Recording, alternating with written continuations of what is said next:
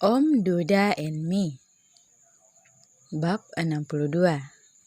Jika nanti. Di bawah cahaya rembulan, meja panjang telah tersedia di antara pepohonan dan berhadapan langsung dengan laut. Telah dilengkapi dengan lilin-lilin kecil dan bunga mawar yang telah dimasukkan ke dalam vas bunga kaca. Keluarga besar Albert akan mengadakan makan malam bersama di tempat yang telah disulap itu, dan tak lupa pengawalan yang ketat akan menemani waktu makan mereka. Tak berselang lama, Kenzo dan lainnya pun telah duduk manja, tentu saja berdampingan dengan pasangan masing-masing. Kenzo dengan telaten menarik kursi lalu mempersilahkan sang nyonya untuk duduk. Sedangkan Neo hanya mencibikkan bibirnya melihat kelakuan orang-orang dewasa di sekitarnya itu. Makan malam yang terbilang cukup romantis itu disaksikan oleh Ombak dan para pengunjung hotel lainnya.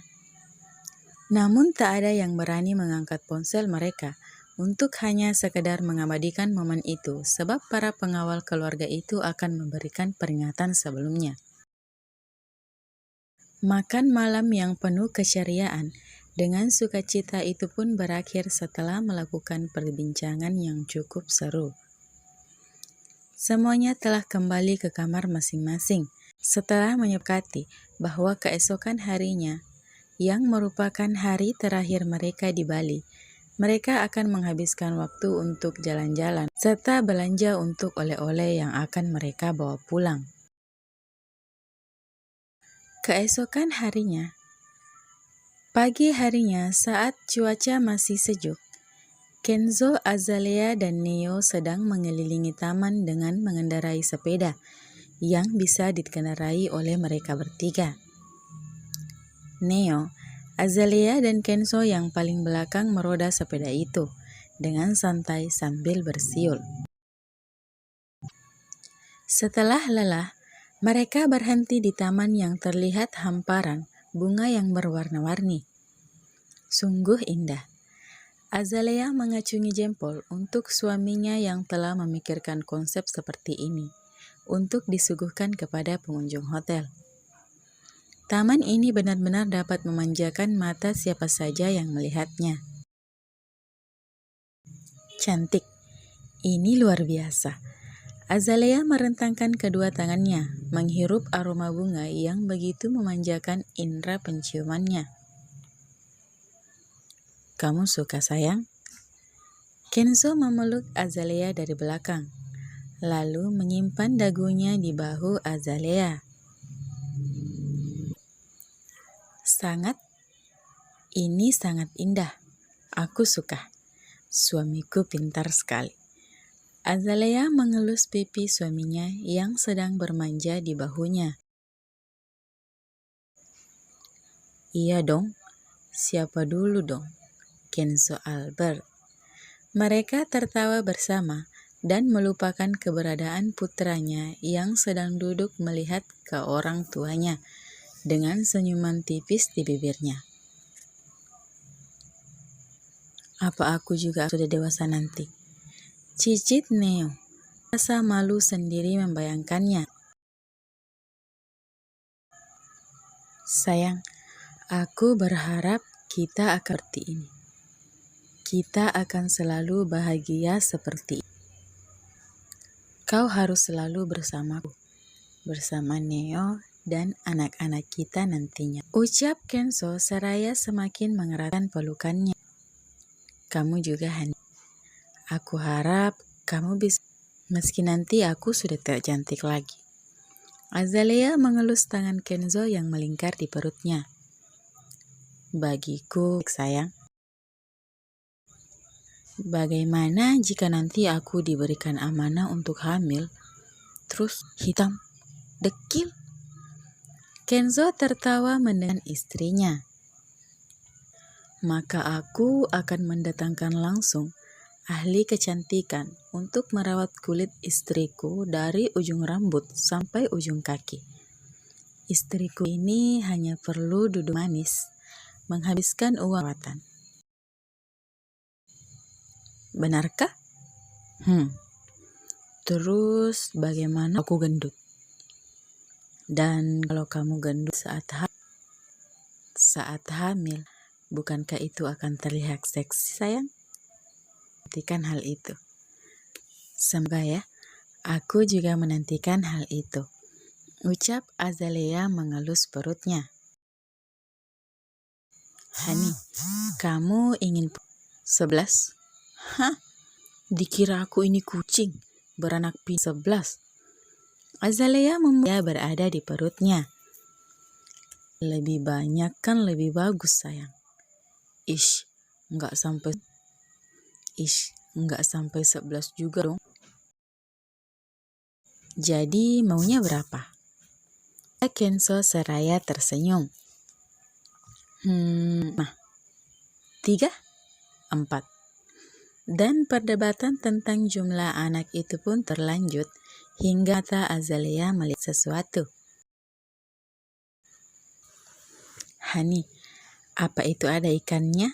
Di kolam kecil. Azalea menunjuk kolam kecil tak jauh dari taman bunga itu. Iya sayang, itu ada ikannya. Apa kau ingin ke sana, Nyonya Kenzo? Kenzo melerai pelukannya. Azalea mengangguk dengan senyumannya. Senyuman yang selalu menjadi mood booster untuk Kenzo Albert. Oh, tentu saja. Aku ingin memberikan makan untuk ikan di sana. Jawab Azalea mengikuti drama yang tengah dimainkan oleh suaminya. Baiklah Nyonya Kenzo, kalau begitu aku akan mengantarkan Nyonya ke sana. Kenzo mengulurkan tangannya. Dengan senang hati Tuan Kenzo, ucap Azalea sembari menerima uluran tangan suaminya. Lalu, kedua orang itu tertawa dengan drama yang mereka buat sendiri. Neo yang masih selalu setia duduk tak jauh dari orang tuanya itu menggelengkan kepalanya. Semoga akan selalu seperti ini, ujarnya lalu beranjak mengikuti langkah kaki kedua orang yang sangat disayanginya itu. Siang harinya, para lelaki sedang duduk di kafe sembari menunggu masing-masing istrinya yang sedang asik dengan dunia mereka, yaitu menghabiskan uang suami. Para pria itu tak habis pikir. Sudah 3 jam, para wanita itu berbelanja. Namun, mereka seolah tak lelah berjalan ke sana kemari dengan cerianya. Tak berselang lama. Azalea menghembuskan nafas karena sudah merasa lelah. Ia memilih bersandar ke bahu suaminya. Capek sayang? Kenzo menghapus keringat Azalea yang terlihat mengalir di keningnya. Azalea semakin merapatkan dirinya ke sang suami, lalu masuk ke dalam pelukannya. Hani, mau jus sirsak? Haus. Oke, sebentar ya sayang. Kenzo pun memanggil pelayan di kafe itu. Dan bukan hanya Azalea yang merasa haus. Viola Zinnia pun merasakan hal yang sama. Setelah semuanya telah selesai, mereka pun kembali ke hotel untuk beristirahat. Karena besok mereka akan pulang ke Jakarta untuk kembali ke rutinitas mereka masing-masing.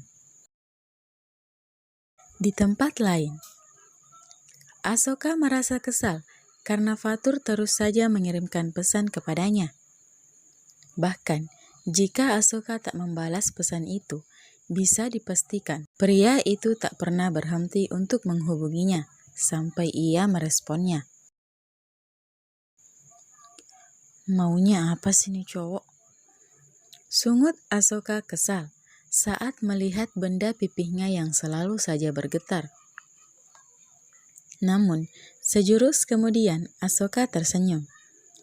Dia mengingat kembali bagaimana ia mengerjai kerabat onernya dengan membawa sang Casanova itu ke pasar malam, yang mana membuat seorang Fatur kesal karena merasa dikerjai.